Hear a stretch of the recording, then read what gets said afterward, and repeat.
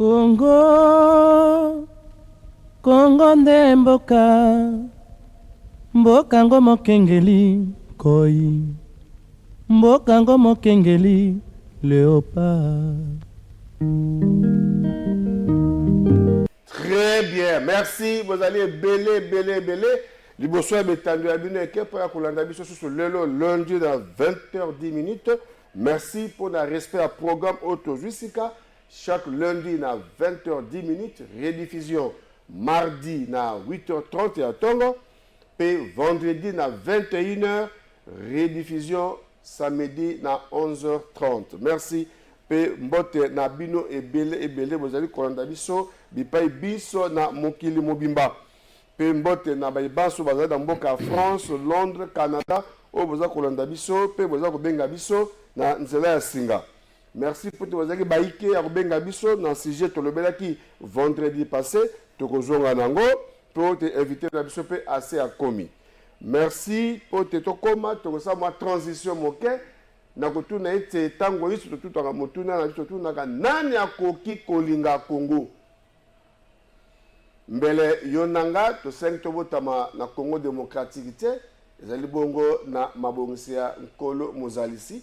Ye asalaki tengana yo tobotama na Congo démocratique. Yango ane senge na biso tango iso to sale la mboka na biso au lieu que toze la mboka et sale la biso. Wana merci peut-être bande komingi babandi ko comprendre pe wana merci nandeke José Noël pour être ye asalaki pe mama lisika ko kanisa bana na rentrée scolaire kuna na commune ya Lingwala. Bongo lelo pour te ko kende to mona ndeko na biso Axel Sita, Otobesa Kobenga Mingi, frère Sita, Ye Azali Bongo, coordonnateur, il y a ONG, je vois et je dénonce pour les peuples. Dans mon coussin, JVDP, il y a les Bongo coordonnateur, Bongo Yepe, na Bolingo, Yamboka Nabiso, na Bolingo Yanzambe, Yepe à Kendeki Bongo, Kota la Bana Nabiso, na Orphelina, na Kombo Bolingo, Pe Anumelek Bango, ba objet classique pour la rentrée scolaire. Merci Ndeko Boende Ezalaka to Kanisa Boya Biso.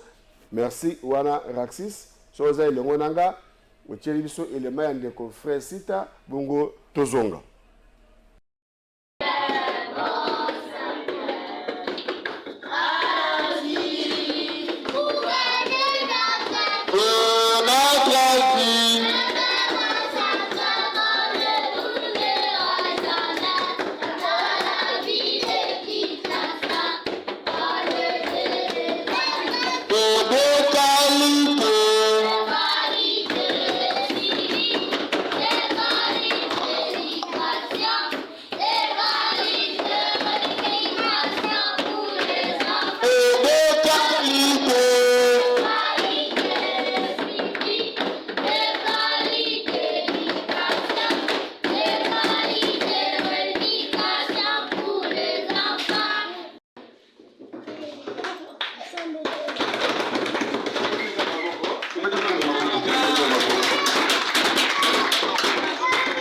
Merci beaucoup.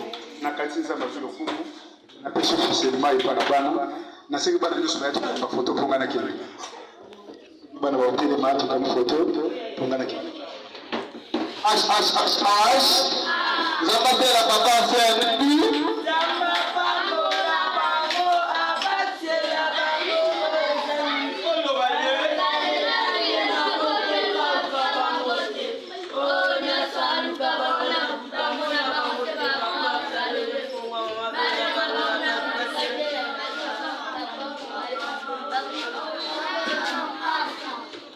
Merci frère Sita na geste d'amour pe abolingo la kisi na bana na biso orphelina bana bazanga batata bazala kati ya orphelina bazoko boko mana pasi bisenge na bino oyo pe azala meloko akanisaka bana bazana na orphelina bolingo boye balisusu yete na poko ya lelo ndenge tolakisaki bino pe tolobaki vendredi était mwana mboka deuxième vice-président ya Sénat l'honorable professeur, docteur, pasteur Sangouma Temosai, ye à Zalaki Bongo dimanche. Kuna na 10e communauté, il y a des disciples du Christ au Congo. na beaucoup c'est CDS bango ba honoraki bongo ba pionnier na culte monene basalaki kuna na lemba bongo pare à cérémonie ezaki bongo mwana mboka Sanguma ya kendeki kuna ya zaki pare pe invité d'honneur pour na culte wana d'action de grâce et pas iwap ba reconnaître ba mérite ya ba pionnier bongo wana na ba pionnier mu bandisi implantation ya communauté wana o wapezaki na mbandaka na bolenge po ete koma implanté awa na ngomba Kinshasa capitale ya démocratique ya République démocratique du Congo bongo ye papa Baseke elongo na bandeko basusu bango nde babandaki kosangana po bango banso baotaki na bolenge kuna na mbandaka bongo asaki mwa association ya banciens élèves ya bolenge pe et se transformer na église pe wana baimplataki communauté wana babandaki kosambela pe lingomba ekoli na yango bamekaki bongo kohonore papa Baseke dès son vivant voilà ndenge ezalaka tokanisa mboka ya nde yango wana tozala te papa kufa po toyala bafololo non on l'a témoigné dès son vivant honoré vivant merci na bandeko kuna ya 10e communauté ya disciples du Christ au Congo honoré papa Baseke dès son vivant. Le parrain en cérémonie, c'était le pasteur Sanguma. Bongo wana, tosenga na Raxis, amema biso na lemba, et pa wapi, mwana mboka deuxième vice-président Zalaki, pe malobazwaki na cérémonie, pe ndenge apesaki diplôme na ban pionnier ya 10e communauté du disciple du Christ au Congo. Bazalaki au total 175, baye baso basanganaki pona ko appuyer misala papa Baseke ete lelo lingomba ekola ndenge yango ezali. Merci, Raxis akumbi biso.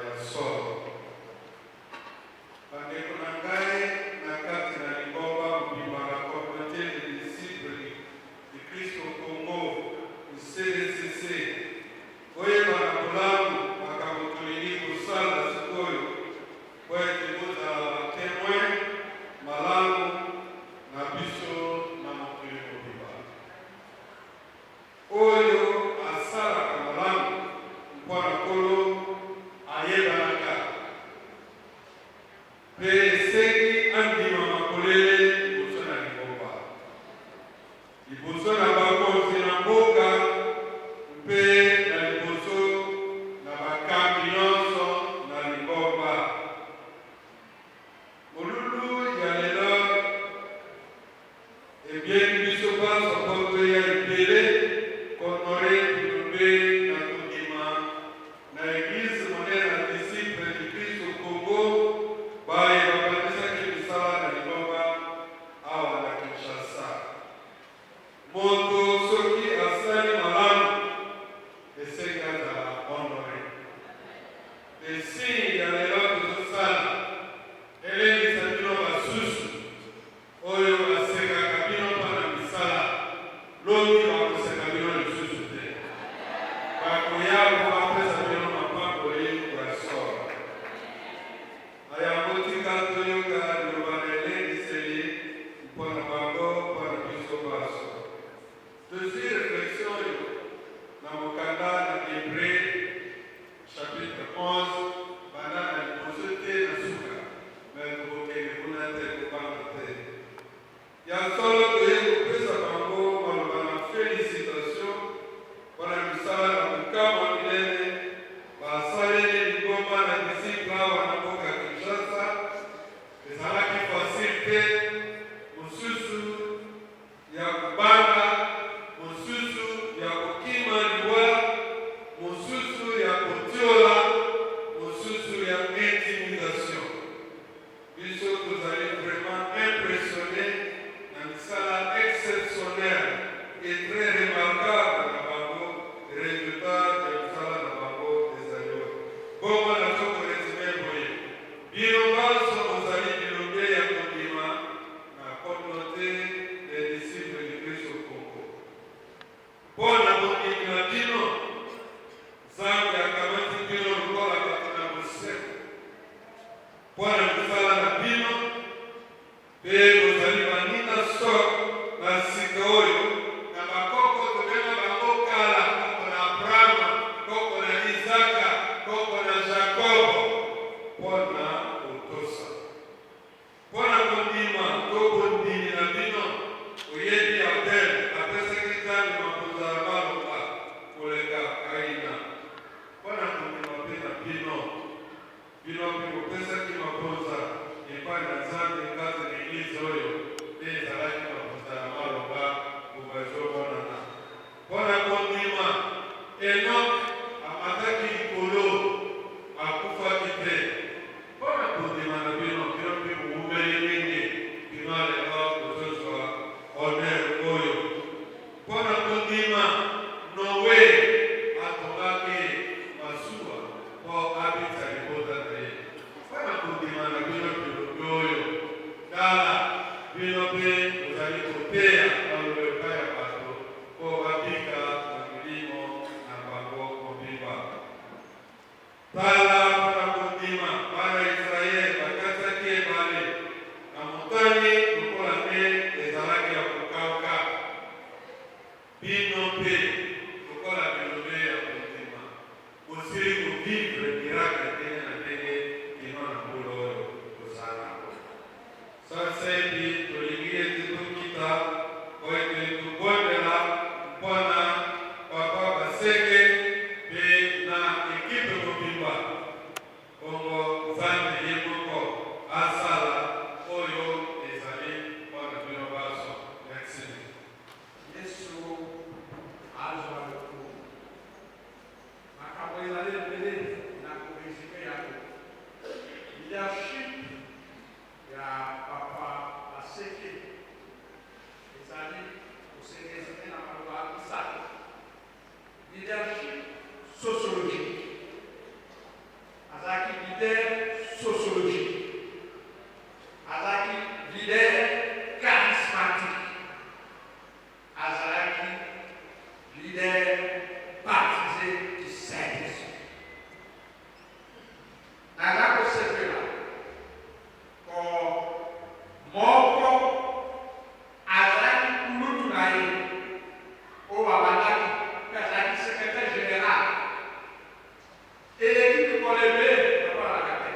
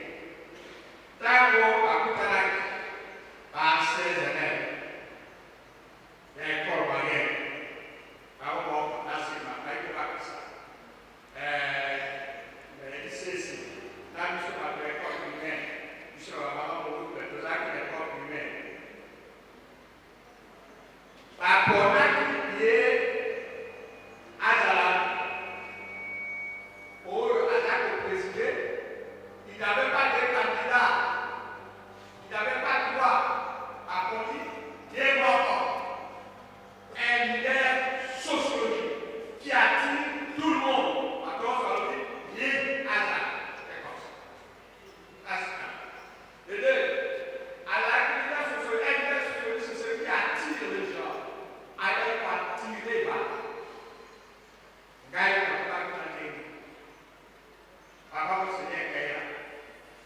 Aïe, vous savez, tout ça, papa Seigneur. Ah oui, papa Seigneur, association à ses élèves de Mollet. C'est vrai. Voilà, il dit, toquez là. Aïe, c'est un accident. Aïe, comme ça va arriver. Nazak la responsabilité, Nazak chez la diffusion de la carrière du personnel, la synergie génère tout le personnel de la synergie de la République. Qui est papa passé, qui est là, qui est papa passé. L'incomment à la chambre de diffusion de la synergie. Il y a une salle. Tant qu'il y a une salle, il y a comme c'était une terre sociologique. Activer une live.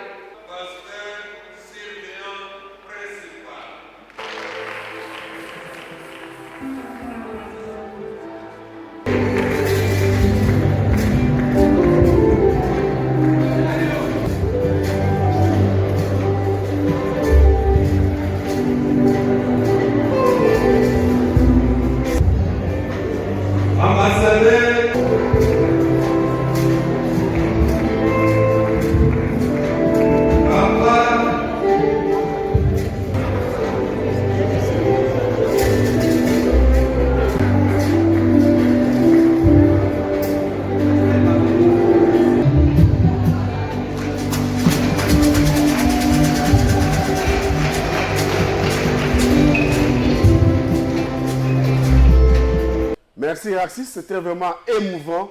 Vraiment, Isaac Makasi Mingi, comme on a été bandeko, va reconnaître, mérite pas honorer, tant que vous avez un bon moyen. Boende Ezalaka, Longonia, na bandeko na biso, kuna na mboka ya Lemba, na 10e communauté des disciples de Christ au Congo.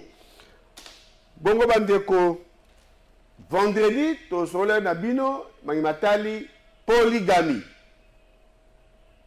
Bongo tozongi susu lelo na poko lelo elongo na pasteur Jean-Marie azala biso elongo pasteur Mbote ndeko journaliste bonizo to bakasi nkolo azobatela biso donc esengeli za makasi mais vraiment ba difficulté ou ba transport ba carburant voilà hein ben oui bon omoni programme ezali programme malgré ça lokola tozali na rendez-vous na balandi na biso ya etando eke esengeli tout ça là tout okoma mais tokomi.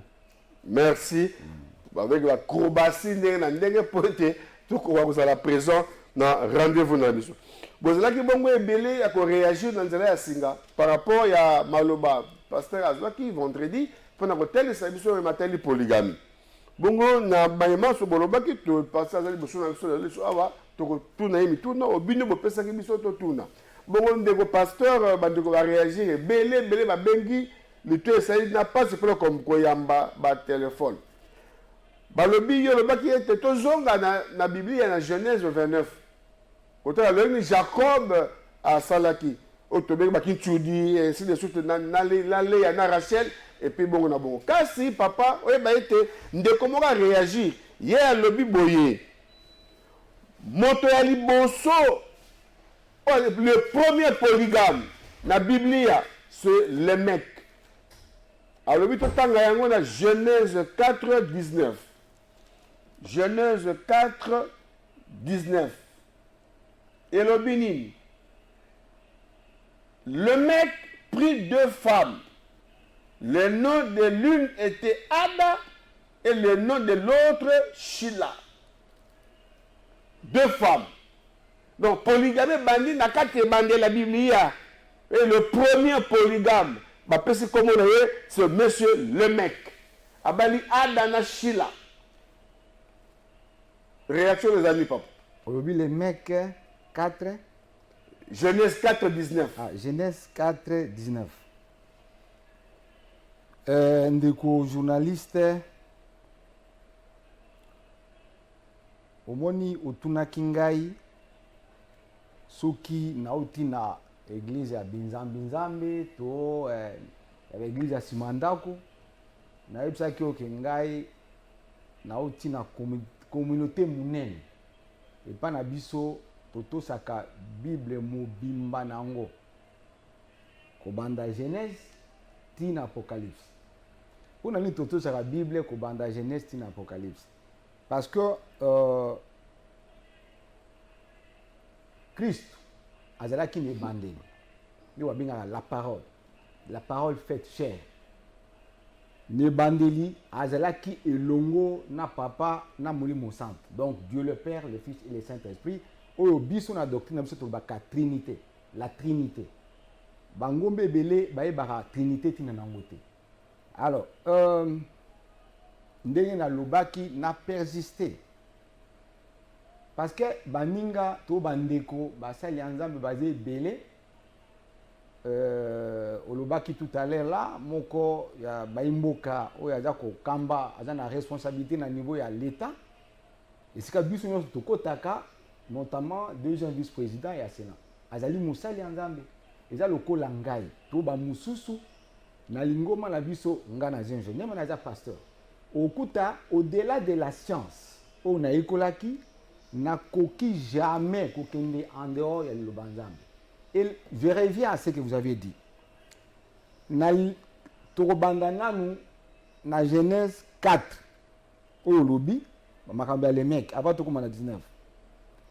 Adam connut Ève, sa femme. Elle conçut et affata Caïn et elle dit je formai un homme avec l'aide de l'Éternel. Elle enfanta encore son frère Abel. Abel fit berger et Caïn fit laboureur. Nasuki wana pona ngonga. Donc toti na Genèse 2 et sika nzamba kela batu to na 4 siko. Libota et bandi. Ndeko journaliste balobaki teke Adam connut Ève et il connut une autre femme. Non. Tout dans la 4 la Bible. Na oti na 4 parce que le bag na ngai Genèse 29. To bandi na Genèse 4 si kan de kwana to musali nzambe mususu alobi que pasteur na plateau le bag ya ngote. Ndenge na lobaki ne bandeli Bible ezali na contexte nango. Mais mabe ya lelo na Congo comme na mokili mo mande ba olanda biso mokili ezali wapi. Ezali que mutu azwi passage mongo ya ville asali yango doctrine. C'est ça le problème d'aujourd'hui. Doctrine ya polygamie eza lolenge na lolenge ba église kiri. Yango komona pasteur musaza na basi mitang. Basi papa, wala ba donc ba théorie la théologie par le biawa était le mec prit 2 femmes. Yango na lobi na yo. Et le mec c'est le premier polygame. Mais bien sûr. Moi je dis le mec so na lobi na makambo ya Caïn et Abel bana o mibale ya ebandeli ya mokili.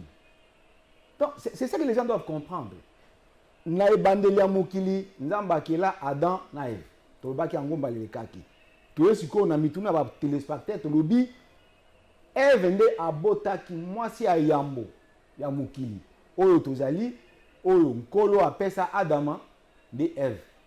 Donc est-ce que vous voulez que ce soit là? Alors to kesiko au landa na 4 wana avant to comme on a 19 et c'est quand de quoi azali bana ya Ève na Adam mibale babomani. C'est là a commencé même la criminalité. O balobaka kuluna tout ça ko buma bato ko katamba. Donc les bandas déjà na ja. Mais na makuluna te to ça babi le mec prit 2 femmes. Mais yango nazo lo banana. Les mecs a oti ko zo olobi na 19 na zongeli yango descendant. Ndeko journaliste na ngaba bien. Descendant de Caïn. Te kuna te to ça on a 19 kana to 19 mais nazo ya te to na 19 kaka 4 19 ndeko journaliste omoni ngonga eza ngonga esika na bino bapanzisa ngo na bao balobaka baza ba pasteur babebisaka batalela te liloba wana euti na 19 comment avant dans 19 ezalaki na premier verset deuxième 3 maintenant ça la développement nango to comme na 19 ezali descendance ya Caïn 19 elobi boye esika oza ko bunda wana Caïn connut sa femme, elle conçut. Non, c'est pas là-bas. 19. Mais nazo ya tende 19, il y a 19. Avant 19, 17 ezali, 18 ezali. 17 nde ezali koya poto comme on a dit. OK. Mais oui. Mais tous les alliés. Caïn connut sa femme et elle conçut et affata Enoch. Il bâtit ensuite une ville et il donna à cette ville le nom de son fils Enoch.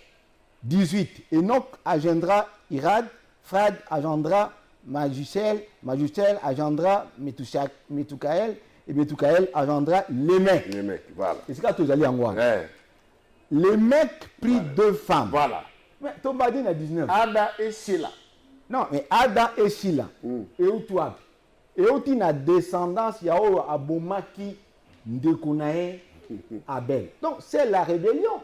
Déjà, à part, n'a jamais de Nesika Bitumba, il y a Satanana et Bandaki, c'est la continuité de la destruction de l'humanité.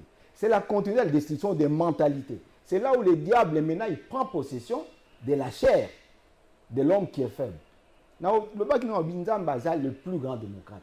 Quand Kaye a tué son frère Abel, Nzamba le Bakino, il a tué Mawa pour Abangaki.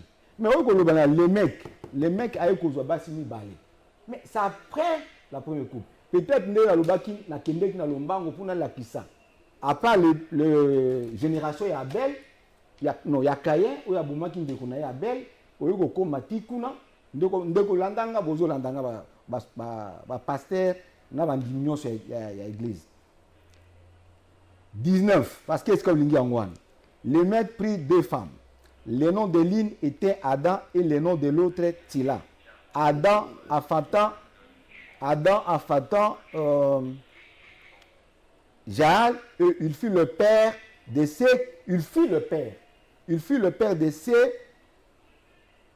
qui habitent sous des tentes et près des troupeaux. Le nom de son frère. Donc, est-ce que vous l'entendez? Le problème ici, c'est quoi, pasteur? Le problème ici, c'est que les gens dans le lobby, polygamie et bandit, où toi est bandé là? Mais ndeko journaliste. Dit que tel c'est, il y a le lobby, il peut qui ça, mais trop comment, bah, de voiture, mituna, bah, le lobby, pasteur, là-bas, qui n'a Genèse 29, mais non, il fallait, bah, dans la Genèse 4, et par exemple, le mec a eu 2 femmes. Mais, alors, tu as ce que, bah, le lobby, polygamie, bah, musulman, bah, mais bah, on va la 4, 5, 6, et puis, il y a aussi d'autres pasteurs qu'on ne veut pas citer leur nom, par respect, bah, c'est 8 ou 9. Alors, il y a ça dans Zambie. Est-ce que vous avez la polygame, vous avez ma bête, vous avez malade? Oui, bana nyonso ya Nzambe o babengami chrétien. Na koloba na bango eloko moko. Na kati ya Bible, ndenge tolobaka na lopoto, la Bible s'interprète par elle-même. Na ebandeli Nzambe akili moto. Tokei Yesu Christ, ndenge nalobaki mba elekaki notre référence. Aeko banda lingomba église. Et eko banda na Nouveau Testament to Nouvelle Alliance. Christ aboyaki likambo ya polygamie na ba contemporain na tango na ye. Et parmi les critères ya musali ya Nzambe ya solo, esengela azala mobali ya mwasi moko pe azwa responsabilité ya libota na ye ndenge esengeli.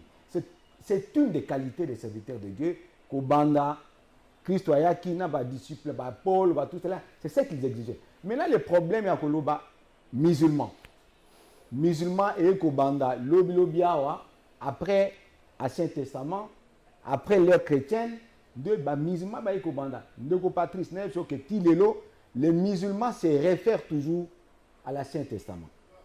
Alors biso ba chrétien tolobi et l'Ancien et le Nouveau Testament constituent une seule parole qui se distingue dans 2 phases. Ancien Testament, le baki en bien, les mecs. Mais il y a les mecs étaient. Ce qu'on lundi makambo ya Salomon.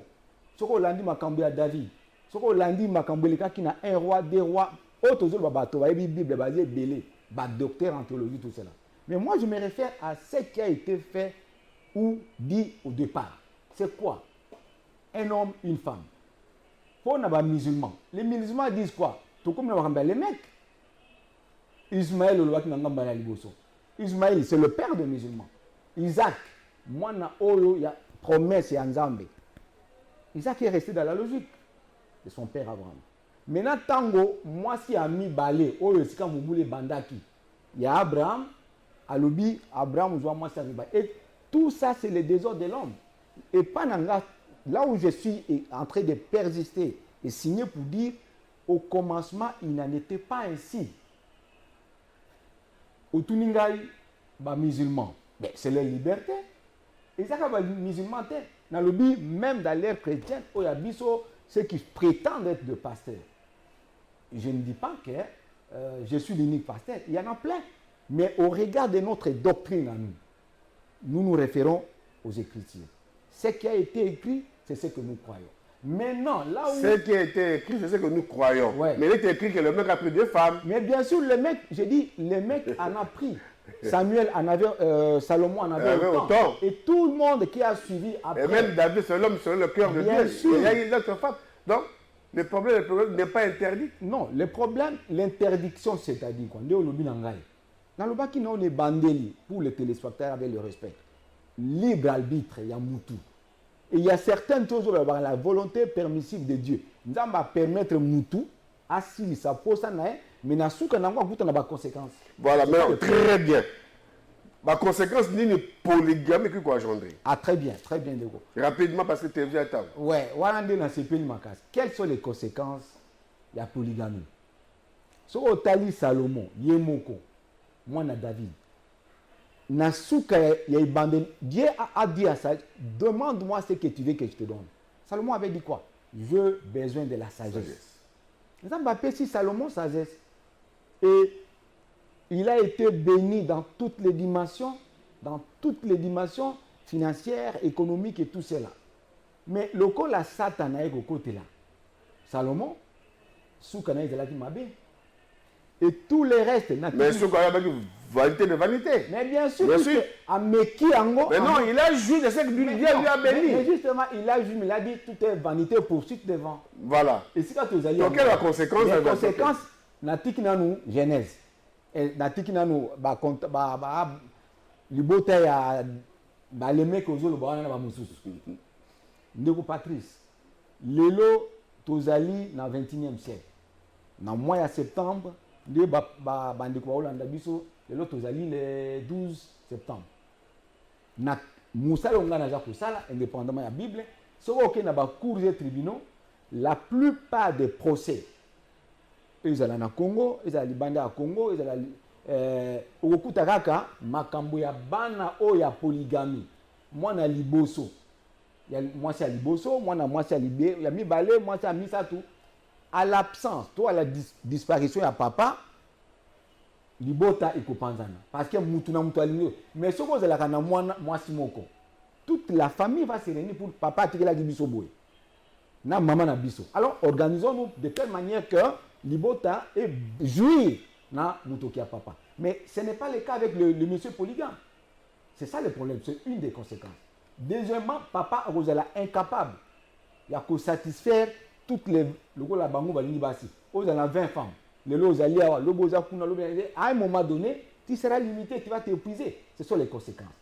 Troisièmement, au comment on a été même basi au lingakiwan. Mais bakoko na biso va se belé papa. Mais oui, très bien, bakoko va se belé. Ndeko Patrice, na boité. Bakoko bazalaki na basi et belé pour un but. Ils étaient organisés d'une manière traditionnelle. Bakoko na biso na ki Bible toujours ti aleloté. Bazalaki na baebaki ke nzamba bazali, mais leur norme traditionnelle africaine ezalaki. Conclusion na kuyi sabandeko ke interprétation ezali autant de milliers de fois des doctrines et des églises. Nzambe soka za na posé à couper ça mobali basimi balé, il allait puisqu'il a tout fait, il a tout donné à l'homme. Mais à l'obaki non, je te donne une seule femme, qu'est Ève. Donc bien bref, soko lingo za la moi simoko et tel kaka yo, soko dans le mec tout dans le Salomon et tel kaka mutu la moto ndenge mais et là on a peur d'embêter. C'est ce que vous voulez dire? Exactement. Il y a libre donc la liberté de l'homme. De faire ce qu'il veut par rapport au ndenge. Oui, mais nulle part dans la Bible et Bible précise la montée. Non. Toujours Genèse dit qu'à l'Apocalypse, il n'y a pas un verset où Dieu dit j'ai interdit la polygamie. Il n'y en a pas, confirmé. Aux yeux Genèse, non, c'est mission, papa. Dans la bande de Genèse, l'Apocalypse, nulle part il est écrit Dieu dit. Ce n'est pas de Dieu, Dieu dit. J'ai interdit la polygamie. Non. Parce que Ngongeza Mouké, Nathan, nos contemporains à nous, Paul en 1950, aux années 50, aux années 30 et tout ça, il y a eu mais tout n'a qu'à un pharisien. Moïse a le bac qui n'a biso que sous moi c'est à Salimabé, tu peux essayer lettre à divorce. Mais alors la divorce, Jésus-Christ a dit au commencement, il n'en était pas ainsi. Vous les faites. Mais moi, je suis venu accomplir les Écritures. Ok, donc merci. Nulle part dans la Bible, la polygamie. Pasteur a confirmé. Pasteur a confirmé. Oui, parce que c'est un verset biblique qu'on appelle ici polygamie. C'est ça que nous cherchons. Mais écoute, Ndeko Patrice, n'a pas ça qu'on est bandé la création. Mais n'a pas son verset, nous sommes le ballon verset on est allé en côté parce que merci. Télévision Zali Tango, basa biso si nous na ngonga. Et copie tous à la émission à peu près. Merci. 50 minutes pour nala qui sa verset par verset. Merci. To ceux qui si na papa Jean-Marie, moto a tiré le sort na Malbaya lobby. Oyo pali ko participer, o pas à contribuer na oya lobby. O pali a opposer makamia lobby. Ba numéro de téléphone yango na se itandeke, bobenga, bozo rendez-vous. Boya te mabino tokoba pour na ko édifier peuple de Dieu pour être mabunga et comme belé na ba interprétation biblique. Merci mingi tokuta na bino vendredi. Kongo ndemboka mboka ngo mokengeli koi mboka ngo mokengeli léopard.